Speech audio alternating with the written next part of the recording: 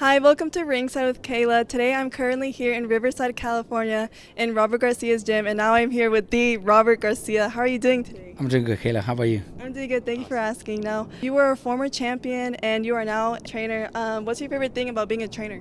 You did your homework. Yeah. Your dad made you do your homework, right? That's cool. You know what? I enjoy the sport because I lived it. I lived the sport since I was a kid, and it's not an easy sport. It's very difficult. So now, after retiring from boxing at the age of 26 and getting into coaching, it's more of obviously it's my job and I make a living of it, but it's to guide fighters not only through their boxing career but after, because boxing is a very tough sport. It's a dirty sport, dirty business, and if fighters are not guided right, they end up their careers broke. A lot of them end up doing drugs, becoming alcoholics. So I try to guide them. If you see all my fighters here, they're all humble. They all learn to respect and show a lot of respect for the sport, because it's a very difficult sport.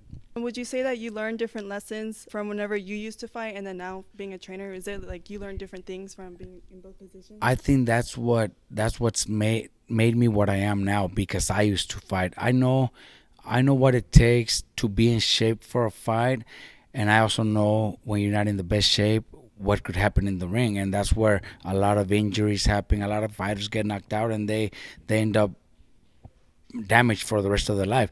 That's why me being a former fighter, a former world champion, I know what a fighter goes through. So there's also times here in sparring where, if the plan is to do 10 rounds of sparring, but if I see my fighter getting hit a little too much, or maybe getting tired, maybe he didn't have a good night's sleep, I went through all that, and I know that there was days where, even if I had to do 10 rounds, but after 5 or 6, I wanted to step out of the ring because I didn't have it anymore. So I know that when my fighter needs to take a day off, I'll give him the day off. If he needs to take a few rounds off, then I'll do that, because I lived it. So I think that's the advantage of me as a coach to anybody else, because I lived it, and I know what it is like.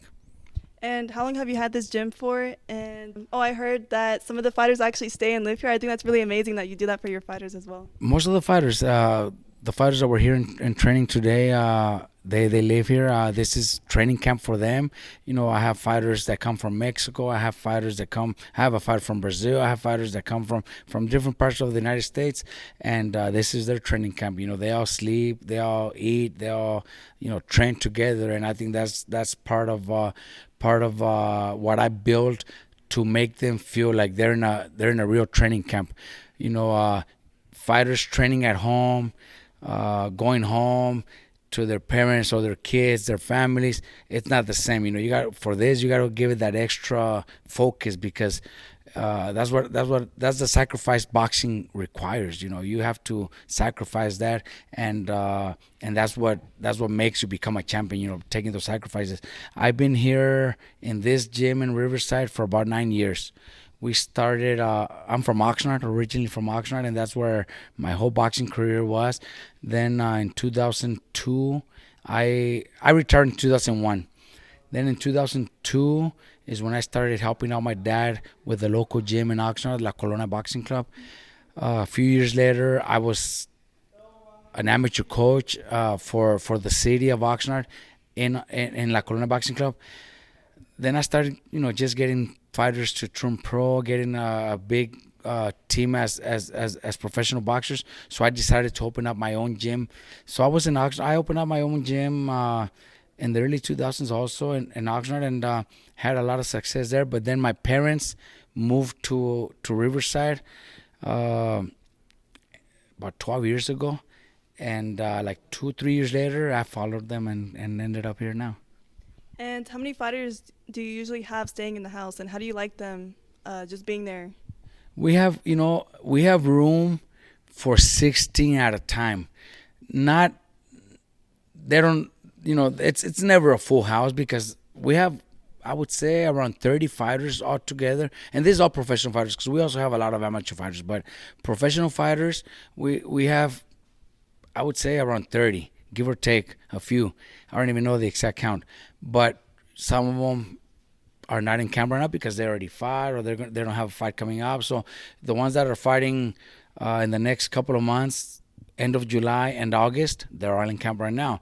But then after their fights, they go back home for a couple of months. Then comes the new guys. So they're always rotating. But yeah, we have room in the house for about 16 fighters at a time. Okay, and then I think I saw that Nate Diaz was here a few weeks ago. How was that? He was here a couple weeks ago. He came to spar, and it was good. Because I've known him before, but he had never trained here in my gym, and he came in and did some good sparring, man. I was actually surprised. I think he's gonna do pretty good in the fight because he's in great shape. At first, the first few rounds, I thought he was gonna get tired because it's totally different when you're sparring world class fighters to MMA fighters or just amateur fighters, and you come to a gym where you're fighting world class fighters. And he was able to do 12 rounds of sparring with world class fighters, so he's in great shape and he's got tremendous heart. He's a great person. It was great. I got so many calls right after that because there was a lot of social media posts, and there was a lot of, are you training Nate Diaz? Promoters, managers, people in boxing were calling me. I see Nate Diaz is with you. Are you working with us now? He just came for sparring, So a lot of people were actually thinking that I was going to train him. I would love to, but he's got a great team behind him. He's got a great trainer, so I'm not even trying to push for that because they've done a great job. But yeah, it was just great experience. He's a great person as a person, great person, but also as a fighter. Man, he went in there 12 rounds. I was surprised. He sparred 12 rounds with my world class fighters, so I was very impressed. And I know we just spoke about this, but for the upcoming fight in Vegas, the Terrence Crawford versus Errol Spence fight, what's your take on that fight and why? Man, it's such a close fight that it's hard to pick a winner because both have great skills. They both have speed, both have power, both are experienced. Both, it's just one of those fights that you can't really pick a winner. Me personally, I picked Crawford, and honestly, I can't tell you why. I just picked Crawford because I just, like I said, I can't pick why. I just think he's got a little more. I don't want to say heart because Spence has heart too.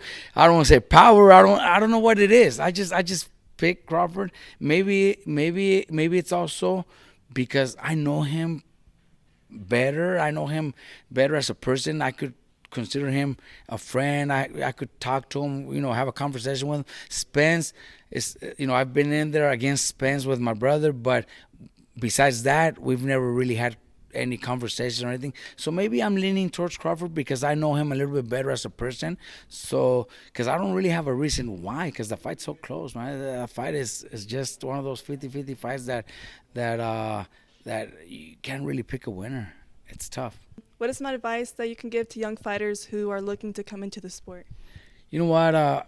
Just like I do to all my fighters, even though they're already professional fighters and advanced already, maybe getting very nice paydays, I always advise them to never leave, always stay in school, especially beginners. If kids are trying to get into boxing, don't leave school because of boxing, because boxing is a very short career, and a lot of parents, a lot of kids grow up thinking I'm gonna become a world champion, and the chances of that are very, very slim. And even when they become champions, you could do your homework, and because I've lived it, and I've made 14 world champions in my career as a trainer, and I could tell you maybe one or two are the ones that could live off what they made for the rest of their lives, because boxing's tough. A lot of fighters don't get paid as much. People think you're a world champion, you're making millions, and that's not true. That's not the case. I always recommend the kids to always stay in school. Pick boxing as your number two. School has to be number one. Even my fighters right now, all the fighters right now that are already making a good living in boxing, got to find something to do. You got to invest your money, either properties. That's probably the easiest way, because you don't really have to go to school to do stuff like that. But if you could get a career as, something to fall back on, a small trade, there's so many different trades that you got to learn, because boxing, by the age of 35, you're more likely going to be retired. You still have a full life ahead. So what are you going to do the rest of your life? Most of the fighters spend their money. They end up with no money, and then at the end they're going to have to find a job working for minimum wage, and that's going to be sad. So kids getting ready to think they're going to become champions in boxing, give it all you got, because boxing is it's beautiful to be there, but don't take it as that's the only thing you're going to do. Stay in school, and school has to be number one.